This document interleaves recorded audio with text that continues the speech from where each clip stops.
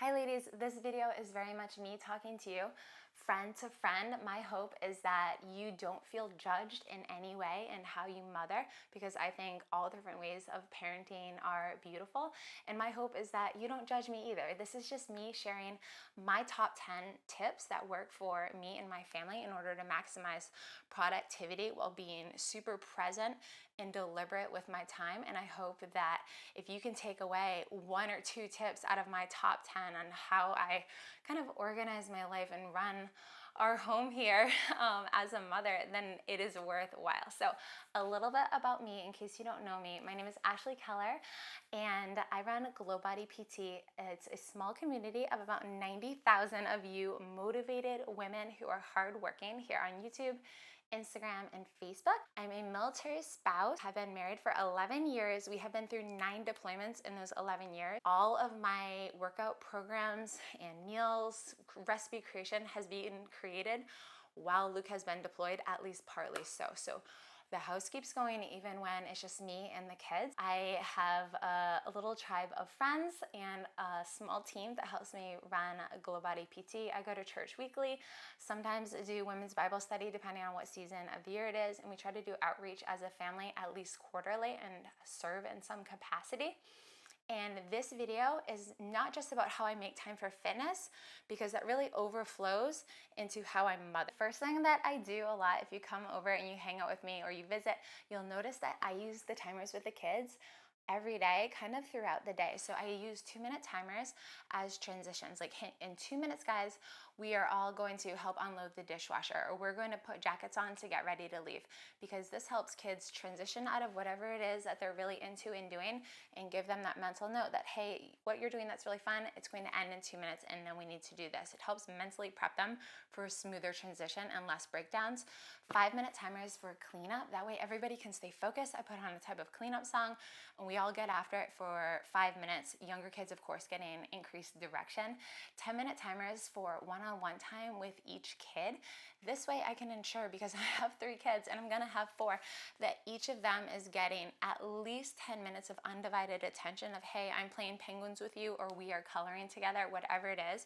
They're getting that one-on-one time with mommy with what it is that they want to do. And then 20-minute timers for longer things. Say we're playing baseball as a family, or it could be 20 or 30 minutes, whatever it is, that they know, hey, we're gonna do this for now, and then mommy needs to go work after, or mommy has to go change the laundry after. And that way it's not mommy as the bad guy, it's the timer went off. There's nothing I can do about it. This helps all of us maintain our focus, including me, so that I am more present for those bits of time throughout the day, whatever it is I'm doing. And I use an Alexa timer, but there's tons of different timers, free apps on your phone that you can use. So there's probably 3 things that my kids have heard me say a couple times. Mommy is not your maid. Mommy is not an octopus. I can't do 8 things at once. We are a team. Everybody has an important job and responsibility in this family. The intent here is to develop a culture in your home of teamwork, that everybody, no matter how young they are, as soon as your child turns 1 and they can walk, they can typically learn to go put their dirty clothes in their hamper themselves, and they can also learn to take one clothing item at a time from wherever mommy is folding and bring it to their own room and put it in their own drawers. 2-year-olds can learn to wipe down dust. They can put their plate on the counter after they eat, put their water bottle in the fridge. They can clean up their spills that they make, or if they pee on the floor, you can help give them a big towel and make sure that they at least sop it up, even though you're doing the real cleaning. 3-year-olds can do recycling. 4-year-olds can learn to vacuum, wash windows, feed the dog. If I am ever at a stage where I think my kid might be capable of doing this, I'm gonna empower them and tell them, I believe you're capable of doing this. Let's try to do it together. And those first couple times, you're really doing it together and teaching them how to do it. But you might be surprised how quick kids can learn and really take pride that they are the expert in their home at that specific responsibility. If you're working out when your kids are awake, try to stage a snack or meal around your workout time. So ages 2.5 or younger, you're gonna be preparing their snack for them so that it's safe for them to chew. They're gonna have a sippy cup. Infants should be in a high chair right near you so that you can be with them. They feel close to you and feel secure. And then 2.5 and older, they should have access to be able to get approved snacks that you already know about, allowed to get an apple out of the fridge or a carrot or nuts, whatever it is. 4-year-olds, that's when I have them start making their own peanut butter and jelly. When they first start doing this, it might take them 18 minutes to do. That's okay. It can take them a while. They can struggle through it. They can learn to do hard things. And even if it's messy, you might be done with your workout by the time your child has made their own peanut butter and jelly, attempted to put those items away, clean up after themselves, and eaten their food. If you are an early bird and kids' morning wake up schedules kind of varies, teach your kids how to prepare their own simple breakfast. Our go-to is kind of frozen pancakes, fruit and eggs. My kids come down, hop on the counter, they make their own pancakes, they rip it up on the table, eat it themselves, and then when I'm ready or when I come down, I'll make them an egg or two on the side and then add some fruit to round out their breakfast. But the more you can help them be empowered to take care of themselves, the better. It is our job and role as mothers to provide security and limits and boundaries so that our kids know what they can do and what they can't do.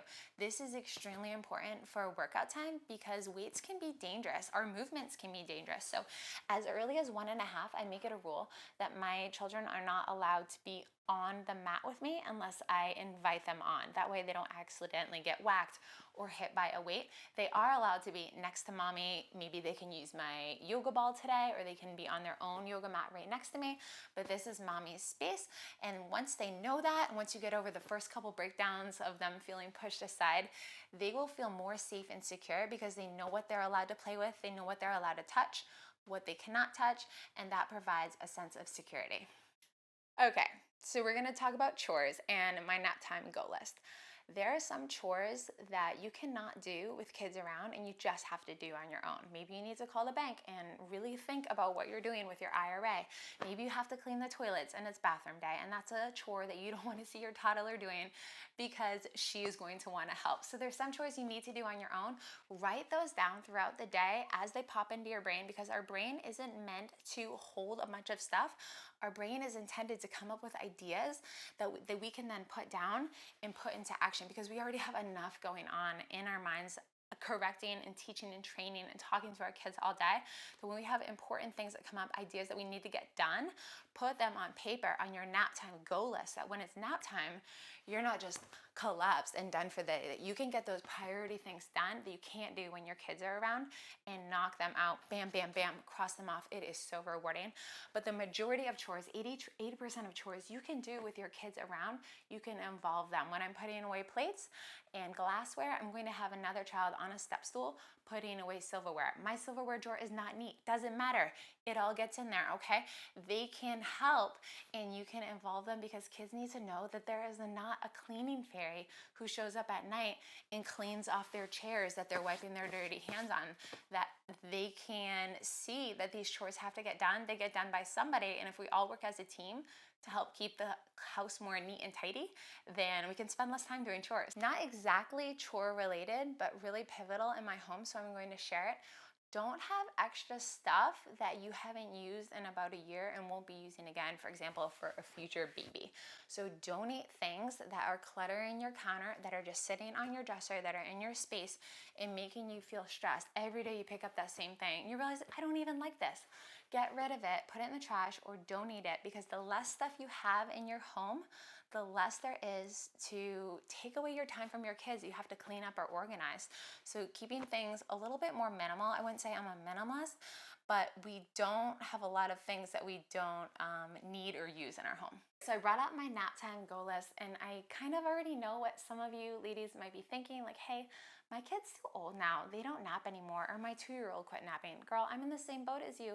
Ava, my first one to quit napping so early. It's so frustrating. But we have a rule in this house that we do quiet time. And for little kids, I start quiet time with just 25 minutes long. I have a timer in the room. It's a talk clock, so it changes colors.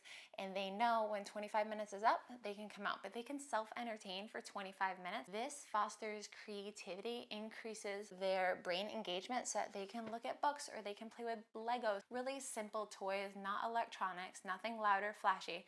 Just them doing their own thing in their room, even if they're playing with stuffed animals. And my 5 and 7-year-old, they will do an hour of quiet time per day, and they love it now. Sometimes they keep going and I have to be like, hey, everything good up there? Like, yeah, mom, just playing, like still doing my Legos or something. So your kids can learn to appreciate alone time and quiet time on their own. And it is going to be so rejuvenating for you and your productivity levels that you can get done what you need to do in your nap time goal list, or you can take a nap if you need to, or you can get your workout and have that privilege of working out in peace and quiet. But it helps you get the things done that you really want to do and go after your goals for about an hour. Even though it's just a chunk of a time, you'll be so much more productive when you know you have that hour set aside. So whether you work outside the home or whether you work from home like I do, or whether you work as a full-time mom, it is important to write down reminders for yourself to follow up with your girlfriends, because it takes reminders for me to be that girlfriend, to be the leader of our small team. We have 3 girls on GlowBodyPT team, to be the leader of that team that I want to be. So sometimes that means writing down when someone has a doctor's appointment so you can remember to text her and check in and see how that went. Checking in maybe on a birthday, but having it written down is going to help you show up as the person you want to be and be more intentional with those friendships. You can't be friends with everybody, but when you narrow down who are your girls, who are your tribe, who do you want to be really intentional with, be that friend that you hope someone can be for you. And sometimes that takes a little bit of planning and intentionality to figure out when you're going to meet. It might be a month from now that you all plan to get a babysitter and get together, but making your friendships and your relationships a priority is extremely life-giving and refreshing as a mother, so that you can come home and have that right mindset to show up how you want to be as a mom and as a wife. It has helped us a lot to set up a weekly repetitive thing that is important to us. So for us, that's doing Bible study from home, because I don't want it to be all on church, as church's responsibility to raise my kids in the image of God and the image that I want them to know and believe and grow in their relationship with Jesus. That is up to me and Luke as the parent. So for us, it was a priority to do Bible study, but it kept getting pushed aside. Like, we'd say, oh yeah, we'd do that, and we wouldn't do it for weeks. So I made it up. Every Wednesday, we do Bible study and popcorn. It is super simple. I just pick 2 stories. We read them. We kind of talk about them a little bit, and then we make popcorn at home in a big kettle, and that's just our tradition. The kids absolutely love it, and they remind me, like, hey, Mom, it's Wednesday, so I don't get off the hook either. Whatever is important to you, whether it's art or working on a hobby or business, implementing a weekly repetitive task is going to help you achieve that goal versus just saying, yeah, I'll get to it. If you have a limiting belief or guilt that you have to be entertaining your kids all day and that you are not allowed to work out when they are awake, I want you to maybe reconsider that you are not responsible for always providing entertainment or something specific for them to do. Instead, you can offer them different toys or different art things that they can do and just let them be. And remind yourself, like, this house is for fun and creativity. Luke kind of used that as a joke, especially when I was a mom of just 1 and 2, and I get a little more wound up and stressed about messes getting made. So I'd say, hey, this house is just for fun and creativity, and it's okay if messes happen. I think when we give our kids that space to do their own thing, their brains can just grow massively, and they can become independent and more confident by letting them do that on their own. And then in the meantime, we get to do our own workout. They can see mommy taking care of themselves and see that as a priority. And then we are modeling leadership instead of telling them, hey, it's important to exercise, or hey, it's important to move your body and stretch. Our kids will see it, and that speaks way more than we can ever say or preach to them. Be strict with yourself about maximizing time with your spouse, with your significant other, with your friends, with your kids, by putting the phone away. So at night, these are a few rules I keep for myself. So we turn our phones onto airplane mode so that it's not in use, but I can still have my alarm if I need it for the morning. Then I don't turn my phone back off of airplane mode till about 8:30 in the morning, sometime when we're after breakfast. At no point in time do I want to waste time in the morning scrolling on social media in my bed. That is just a time sucker. It's not going to add value to your life. When we're eating meals, no phones at the table. And if you are a friend of mine, you know not to take offense, because I let you know, hey, sometimes I don't get back to you right away, but I will get back to you. I don't check my messages all day, every day. A lot of times I don't have my phone with me. I keep it in a different room because it is too distracting on my brain. I can't get done what I want to get done. I can't possibly be the mom I want to be if I'm always responding to text messages and thinking about all different things. I want to just be there with my kids and playing whatever they're doing or getting whatever task I need to get done for GlowBodyPT. And then at the end of the day, once my kids are down, I have had that time to kind of chew over in my mind, is this social opportunity, this invite, is this something really worth it? Is this going to work for Luke and I and the kids' schedule? Is this a heck yes? And I'm definitely going to say yes. I commit, like I will be there. But if it's a nah, I don't want to do this collaboration for GlowBodyPT, or I don't want to do this party, it's just like not my jam, I'm going to decline politely, because whatever I say I want to do, I want to stick to it. But when you are responding in the instant, you don't have that time to reflect or to talk to God or talk to your spouse. So it gives you that time away from your phone so you can process information and then be on your phone when you need to, using it as a tool versus as a pacifier to pacify your boredom or anxiety or frustration with the kids. Using your phone less is only going to add to your life, not take away from it. I am always so inspired and encouraged by you women in this GlowBodyPT community. So if you have a productivity, mom fitness tip that you would like to share, I would love to read it from you. If you could please share it in the comments. I know a lot of us would really benefit from that. If you learned something in this video or something resonated with you, giving me a thumbs up would mean so much to help support my channel. And if you haven't already, subscribe to GlowBodyPT. Just press subscribe, hit the notification bell, and that way it'll pop up when you go into YouTube every time I have a new video. I truly aim to give you valuable content that will add to your life and never waste your time. I hope that I will be able to get you to know you better over on Instagram and Facebook, and that if you need a free plan, I have 2 free plans you can snag: my free prenatal training schedule if you are currently expecting like me, and my free 21-day 8-minute workout challenge, which is appropriate either before or after you do my 10-minute plan. It's kind of like a little tiny version of my 10-minute plan. My 10-minute plan is like the 8-minute plan on steroids. It's so much bigger and better and comes with my best recipes. So the 21-day challenge is a great place to start, just completely for free, no strings attached. I love you ladies so much, and I'll see you next time. Bye.